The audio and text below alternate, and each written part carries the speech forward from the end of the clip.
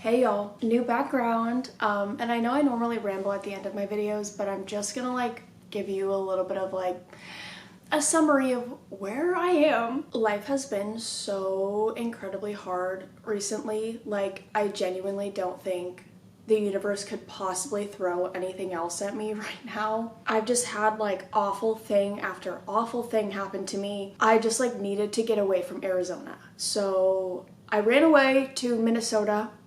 I'm gonna have a white Christmas, so that's an upside to all of this, but I'm in my boyfriend's family's basement right now, and I'm a little anxious to be filming just because I'm so used to being completely by myself in my apartment when I film, so it might take me a couple videos to be normal. I also just don't know how many videos I'm gonna have over the next couple weeks. I don't know how long I'm gonna be here. I don't know when I'm going home.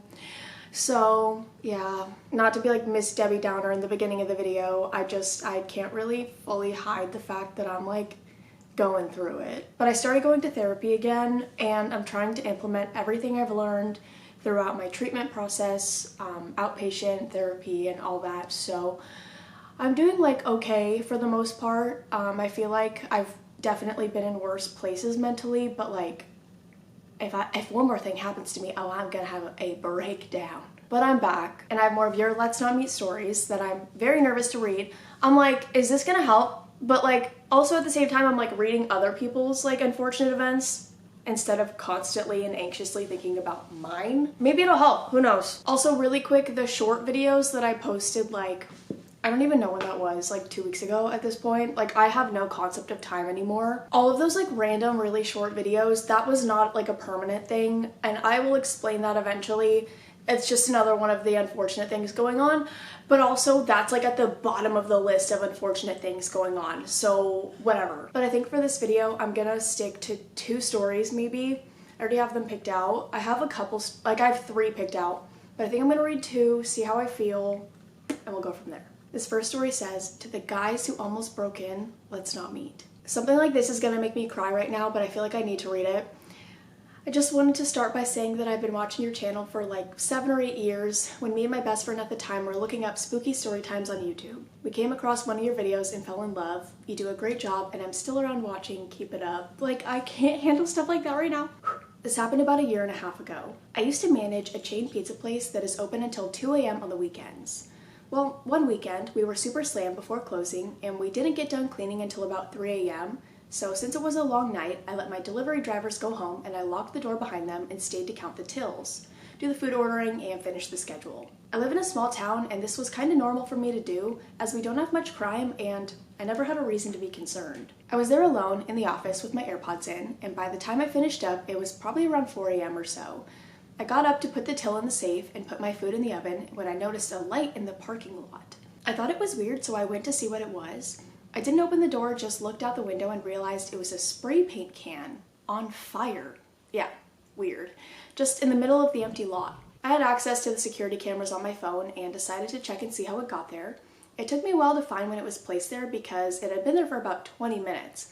But when I did, I saw 4 big dudes strolling past. One of them had the spray paint can and a lighter and was doing that thing that people do where they spray it with the lighter in front and the flame would get really big.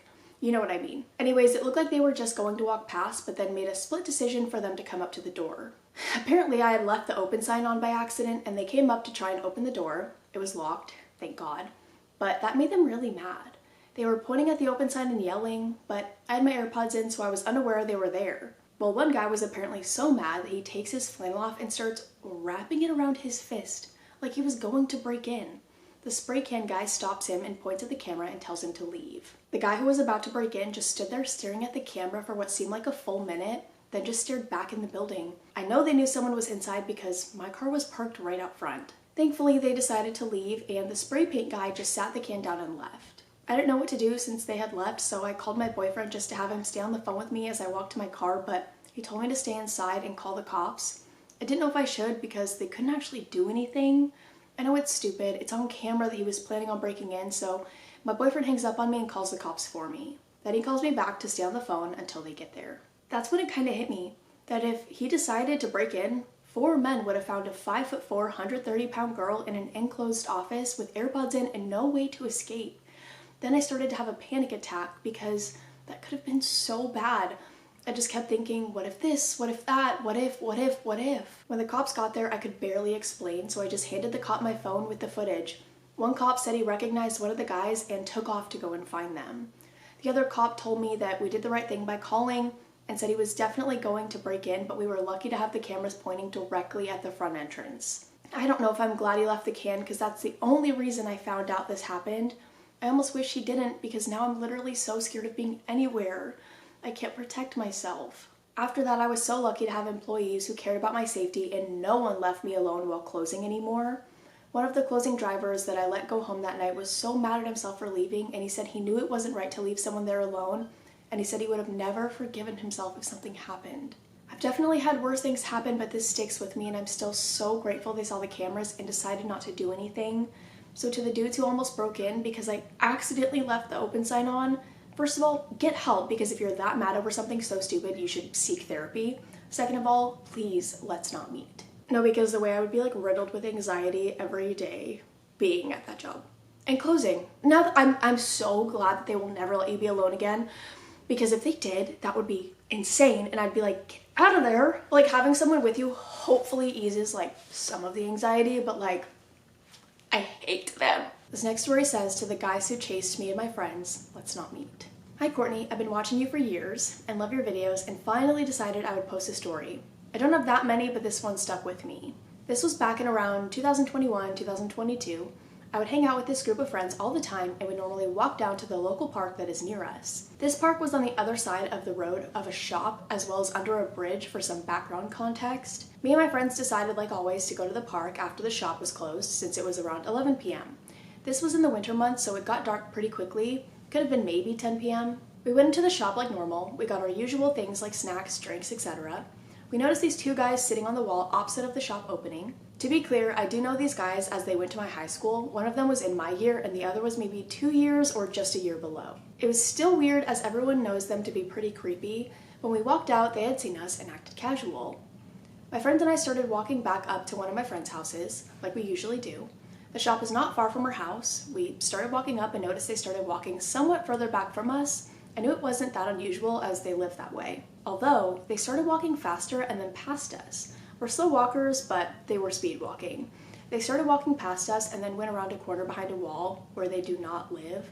I noticed this, pointing it out to my friends, thinking it was weird and kind of creepy. One of my friends had the bright idea of just running. We just started running for the fun of it, not realizing when I turned around that they were running after us. Since I am very aware and I love true crime, I was on instant high alert. We start sprinting at this point after I screamed that they were running after us. After running for what felt like ages, we finally made it to our friend's house and we had lost them. Thank God, as I was not prepared to fight these guys. I would have, but not mentally prepared. This isn't as scary as some people in this Reddit, but it still stays with me to this day, and now I'm very vigilant on this. I also did see them at school after that, and I would shit myself. But anyways, to the weirdos who fully ran at us, let's not ever meet again. No, because I don't care. I don't care. You guys know how I feel about like paranormal running videos. Like, I'm sorry. If a ghost running after me is gonna scare me, yeah, someone like a human being running after me is also going to scare me. Don't care. Terrifying. Okay, and I really was going to read a third story. I had it picked out and everything. I hadn't really skimmed through it because I don't know. Normally I skim through them to make sure they're gonna be good, and I tried to read it and honestly it was just like, there was no punctuation, and I just am not in the place to be able to try and read that right now. I just noticed the crocodile. Yeah. So that's all I'm gonna read for now. This is gonna be a short video, but I feel like it's almost like an introduction to me trying to be semi-normal in life right now, which is really hard. I literally had to like borrow my friend's laptop so that I could edit while I was here because I don't have a laptop, and I was gonna buy a laptop, but I don't wanna buy a laptop because, it's expensive. So I'm really grateful my friend let me borrow her computer because that's so nice, and I don't know how long I'm gonna be here.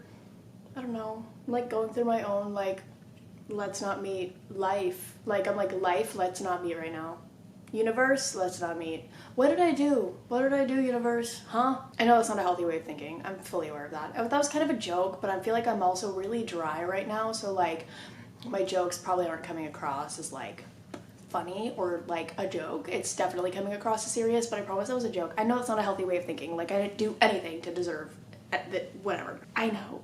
Don't yell at me, I can't handle it. That's all I have for now. I hope you guys enjoyed. If you have any other scary, let's not meet, paranormal, any stories that you want to share with me or the community, I will have my subreddit linked down below. I'm gonna go, but I will see you guys in the next one. Bye.